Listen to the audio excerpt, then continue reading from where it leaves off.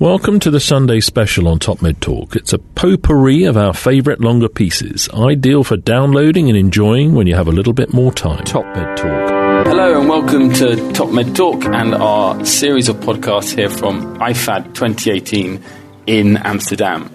And we are now joined by the core team of the social media group here at IFAD, where we will be discussing social media's role in IFAD, but also in other conferences internationally, and also the role of social media going forward. So I'm joined by David Lyness, who's an intensivist and anaesthetist from Belfast, from Segun Olusanyam, who's an intensivist from London, and also Jamie Strachan, who is an anaesthetist and intensivist from Oxford, but also from the Royal College of Anaesthetists. So thank you all for joining us. Thank you. David, if I could start with you. You are leading the social media team here at IFAD. Can you tell us a bit about when you and the social media team got involved with IFAD and how things have changed since that implementation? Yeah, so I think this. I think the social media at IFAD has really been the brainchild of, well, if you forget to sort of double on there, of Manu Malbrain. It is his brainchild. Nice. He really sort of was very interested in social media and got a lot of us together over the past couple of years to get involved in this sort of extended social media team here. So really we all met. This is kind of our 1 year anniversary of IFAD's social media team, and being involved from that side of things, and that's really sort of brought us to a lot of different conferences, a lot of different things. All of us were sort of chosen to be in this because we had existing social media experience. That was the key. We all did social media projects on our own, so whenever we came together sort of, to be a better, team, the sum of our component parts. So I run propathology.com. Other people really started together looking at different ways how we could utilise our talents and how to utilise our existing projects and really sort of get together and sort of do something bigger. And that's something we have continued to look at every year. So this year is the biggest social media team we've ever had, with sort of 15, 16 of us. Yeah. And I suppose the idea is to really diversify our output and what we're actually doing. So infographics, podcasts is where you guys are here, and with Jonathan Downham, who's doing sort of video streams of podcasts, seeing what works for different people, because the demographic of social media audience out there is so vast from so many countries in the world that they all want different things. Podcasts are very popular among some groups of people. They're particularly popular in emergency medicine. They're getting even more popular in critical care. Infographics are just sort of ubiquitously popular because you can download them. People are using material that is generated on Twitter for CPD more and more and more, and as a reference guide for a lot of information, because whenever I do all my trolls of trials on PubMed and all those things, there's thousands and thousands of trials, so to be able to synthesize it without it being a systematic review or something like that, just to show calibre of evidence, just show what we're talking about, and then distill it into a visual abstract is actually quite rewarding work, because people get in touch with you from all over the world, as is evidenced here, and really start discussions about stuff that really matters in intensive care. Most of the time it's like, we don't really know what we're doing, this evidence is rubbish or this is good, and actually sort of... But that's as important to get out there. That's so important, and that's why, there's not really much point in talking about negative trials. There's not much point in talking about these, things that don't really matter. We need to focus on the things that do matter, and one of the good things about social media is... making the playing field equitable to everyone getting involved in a conversation, so that a realm that was dominated by academics for so long and nobody really was getting involved in the discussions is now open to absolutely everyone to talk. So somebody who's sitting, like this morning, in Brazil is able to go, well, actually, this doesn't make a difference in my unit, and this is not what happens here. We don't have that machine there, or whatever, and that's really important to hear those global perspectives. Yeah, Segun, do you think that's one of the primary roles then that social media has, particularly for IFAD, is that getting everyone involved? Because it's been an enormous success. Manu was talking about the several million impressions that have been going related to IFAD on Twitter, and as David mentioned, people from Brazil, around the world, all kind of clocking in this conference. Is that's the big drive, really? Would you say, for what you guys are wanting to achieve, to get everyone involved in the conversation? Yeah, social media has so much to play. So first of all, there's the actual ongoing conversation at the conference right now.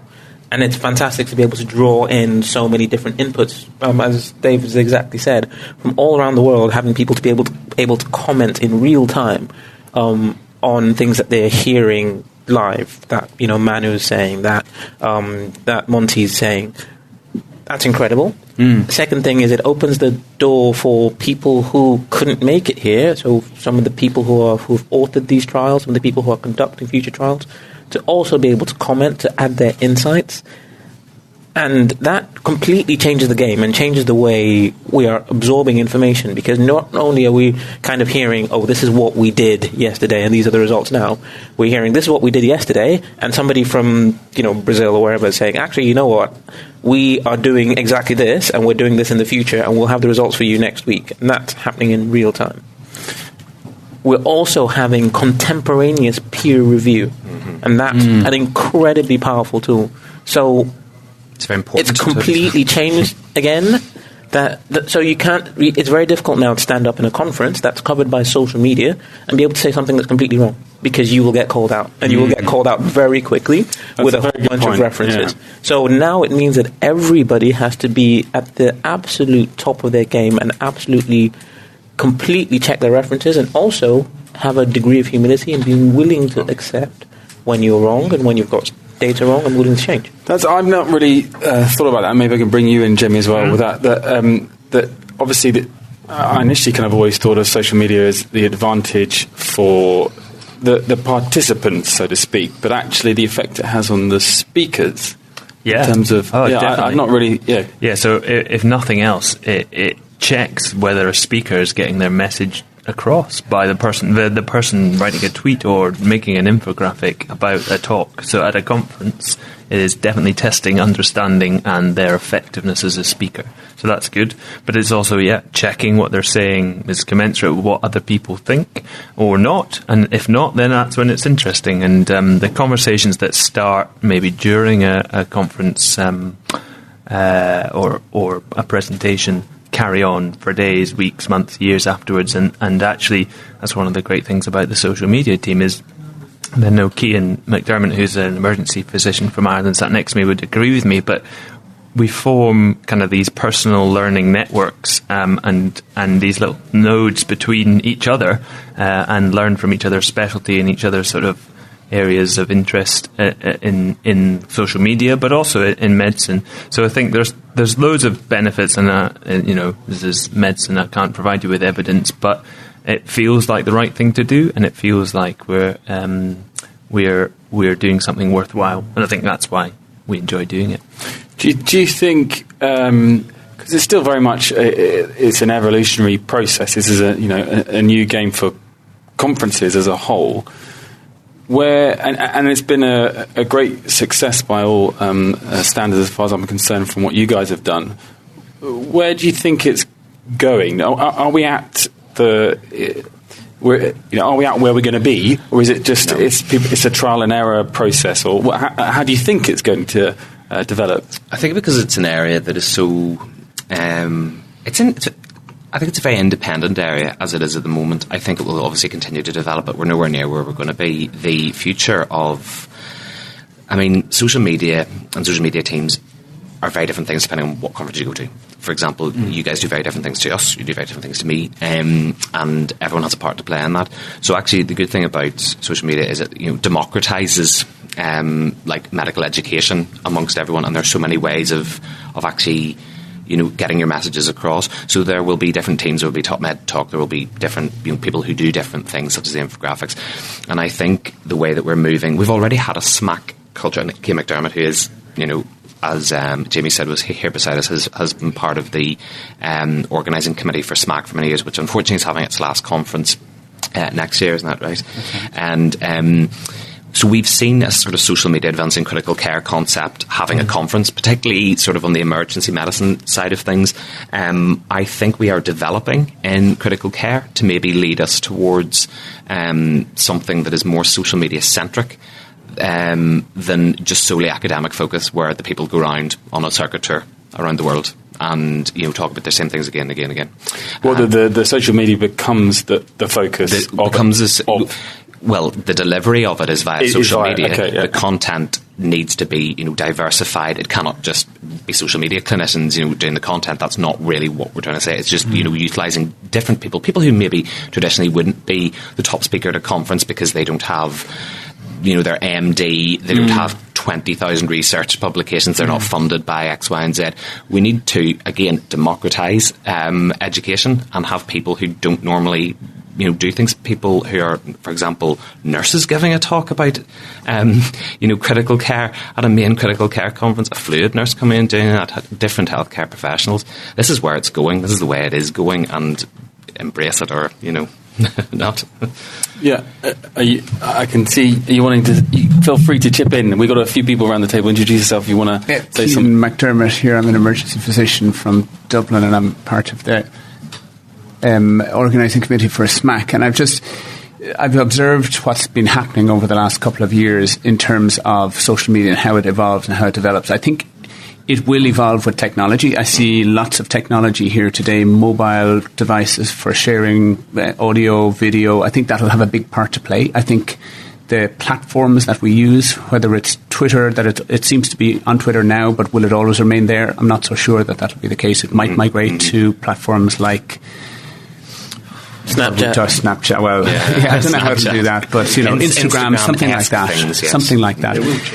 And the big message, and we've talked about this before, personal learning networks, we've kind of touched on that already, but cutting the knowledge translation gap, that's what the key of social media is about. It's bringing people to the table that might have written a paper a week ago or a month ago, and having a live debate with people, other people online, on Twitter, so that they can talk about pros and cons of that paper, or doing a podcast or a vodcast about that paper and dissecting it, like we've seen done with some of the shock ED, some of the more controversial trials, and we've done that a couple of times. So it will develop. People will do different things, and other people will take their own slant on that. So it's fascinating. I don't think we're not at the top of the mountain. We've lots of things. There's lots of progress to be made. Well, we're running out of time because we've got the next session heading up. But I wouldn't mind asking all of you what from your experience so far with IFAD, what are you planning, if anything, to change for next year, or what are you looking forward to potentially implementing in the future? A nice short question for you to finish off. That is I think, continuing with our investment in different sort of platforms of technology to get stuff out here.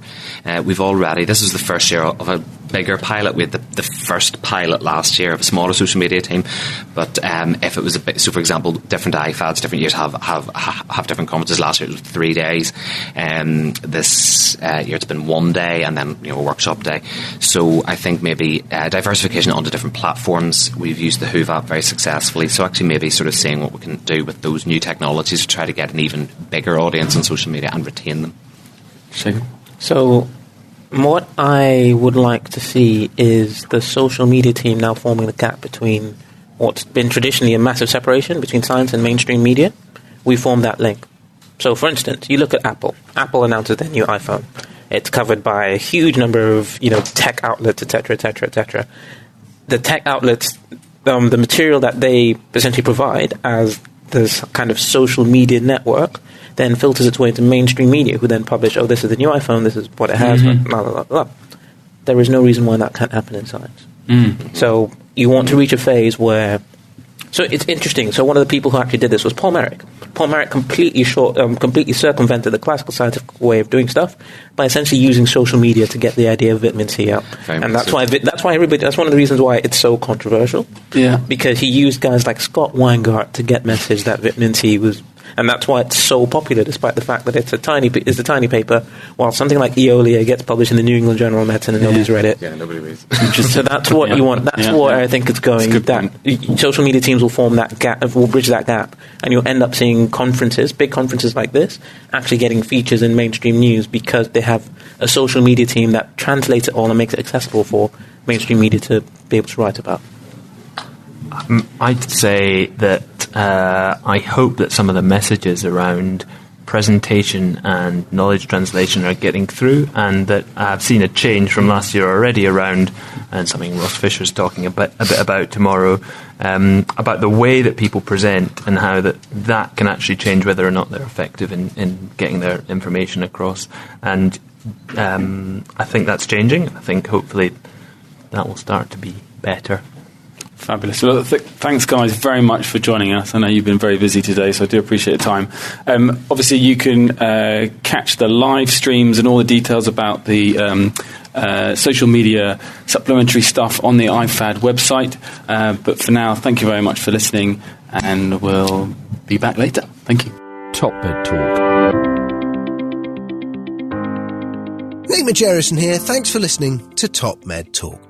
Now, before we let you go, it's important that we remind you to subscribe to Top Med Talk. That way you'll never, ever miss another episode. Also, if we could encourage you to join us on social media, Twitter, Facebook, LinkedIn, YouTube, pretty much every single social media platform, we're there. Join us. And finally, check out topmedtalk.com. If you go to our website, you can subscribe to email updates. That way we can always tell you where we're going to be, what we're going to be doing, and how you can join us. topmedtalk.com and click on the section marked email updates. Finally, Top Med Talk is proud to act as the broadcasting arm of EBPOM, Evidence-Based Perioperative Medicine. We'd love you to find out more about them as well. ebpom.org is their website. That's ebpom.org. And if you go to ebpom.org/meetings, you can find out about some of the wonderful meetings that we attend and cover across the year here on Top Med Talk. That's ebpom.org/meetings.